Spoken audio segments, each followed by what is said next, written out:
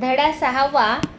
एकदा बाळाजी आवाजी चिटणीस खाजगीकडे थोरल्या महाराजांची वाट पाहत बसून होते.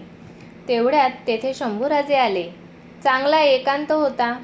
बाळाजी शंभूराजांना हसून बोलले, युवराज, आजकाल आपण अष्टप्रधानांना खूपच धारेवर धरल्याचं ऐकतो. का बाळाजी काका, आमचं काही चुकलं का? आम्ही स्वराज्याच्या हिताच्या विरोधात काही पावलं तर टाकली नाहीत? शंभूराजांनी विचारलं. तसं काही नाही, पण चिटणीस थोडेसे अडखळले, पण लगेचच स्पष्टपणे म्हणाले, युवराज, तुमचं धारिष्ट तुमच्या वयाला शोभणारं नाही.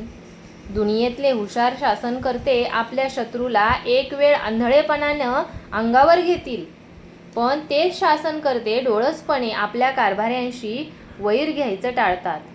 तेव्हा थोडंसं जरा जपून. बाळाजी पंतासारख्या ज्येष्ठ अनुभवी व्यक्तीने असा सल्ला दिल्याने युवराज वरमले. ते पाहून चिटणीस त्यांच्या जवळ सरकले. शंभूराजांचा हात प्रेमाने आपल्या हाती घेत बोलले, युवराज, तुम्हास नाउमेद करण्याचा आमचा मनसुबा अजिबात नव्हता, पण काय करायचं, ही दुनियाच अशी उरफटी आहे. योद्ध्यांनी रणांगणावर सांडलेलं रक्त पावसाच्या एका सरीनिशी वाहून जातं, पण कारभारी कारकुनांनी कागदोपत्री सांडलेली शाई, मारलेला मेखा अनेक पिढ्यांचा जीव घेतात. स्वतःहून हे संकट कशासाठी अंगावर घेता?